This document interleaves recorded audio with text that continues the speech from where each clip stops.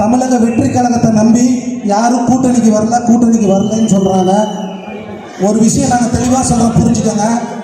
என் தலைவர் கண்ணா செஞ்சாருன்னா என் தலைவர்கிட்ட கெஞ்சிட்டு இருக்காங்க, 75 சீட்டு தரோம், உங்களுக்கு 75 சீட்டு தரோம், எங்களோட வாங்க அப்படின்னு கூப்பிட்டுருக்காங்க.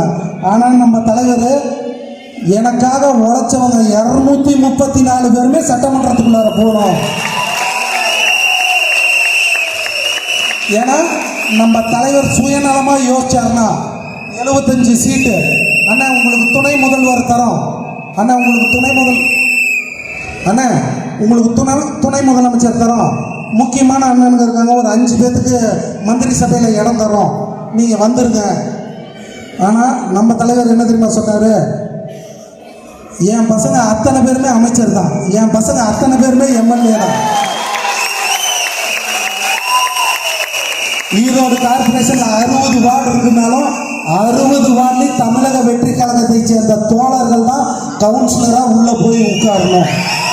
அதனால திரும்ப தமிழக வெற்றி கழகத்துக்கு யாரும் கூட வரல, எந்த கட்சியும் கூட வரல, எங்களுக்கு எதுக்கையா கட்சி வரணும், இருக்கிற கட்சியில் இருக்கிற ஒட்டுமொத்த ஜனமும் எங்க பின்னாடி தான் இருக்குது, நாங்கள் அந்த தலைவரோட மட்டும் ஏன் கூட்டணி வச்சுக்கணும், கட்சியில் உறுப்பினர் நிர்வாகிகள் இருக்கிறவங்களோட தானே கூட்டணிக்கு போனோம், இருக்கிற அத்தனை நிர்வாகிகளும் எங்கள் கூட இருக்கிறாங்க, நாங்கள் ஏன் அவங்க கூட கூட்டணிக்கு போனோம். அதனால அண்ணன் கொடுத்த வாக்குறுதி 50 சீட்டு இந்த கொங்கு மண்டலத்தில் இருக்கிற 50 இடத்தையும் நான் ஜெயிக்க வச்சு காமிக்கிறேன், அதுக்கு நான் பொறுப்புன்னு தலைவர்கிட்ட வாக்கு கொடுத்துட்டு வந்திருக்கிறேன். அப்புறம் இன்னொரு முக்கியமான விஷயம், இந்த மாதிரி எப்போ பார்த்தாலும் நீங்கள்லாம் திமுகவை தான் கடுமையாக விமர்சிக்கிறீங்க, திமுக புலம்பிகிட்டே இருக்கிறாங்க.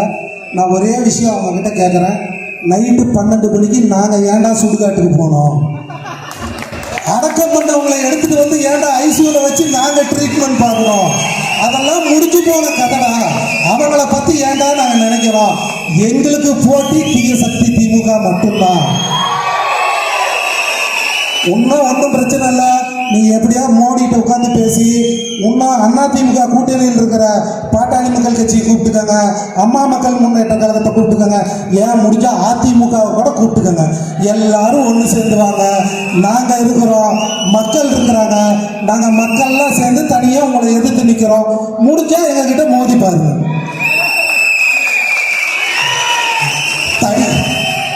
தடியை மூடி நடக்கிற உங்களுக்கே இவ்வளோ இருந்தா உங்களுக்கு தடி கொடுக்குற எங்களுக்கு எவ்வளோ இருக்கும்.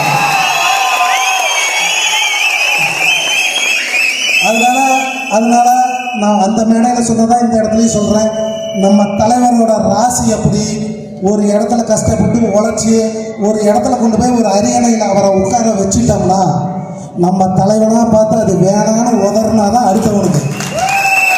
இப்போ பாருங்க, மேடையில் முதலமைச்சர் ரேம்ப் வாக் போறாரு, யாருக்கு போட்டியா, நம்ம தலைவர் தளபதி போயிட்டாராம இவரும் போறாரு.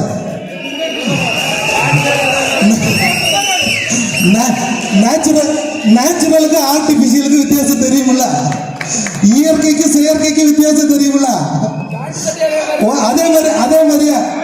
அதே மாதிரியே துண்டை தூக்கி போடுறாங்க, நம்ம எடுத்து கழுத்துல போட்டாலே என்ன ஆச்சு, அது கழுத்துல விழுகல, முகத்தை மூடிக்கிச்சு, பார்க்கறது முகம் மூடி திருட மாதிரியே தெரிகிறாரு.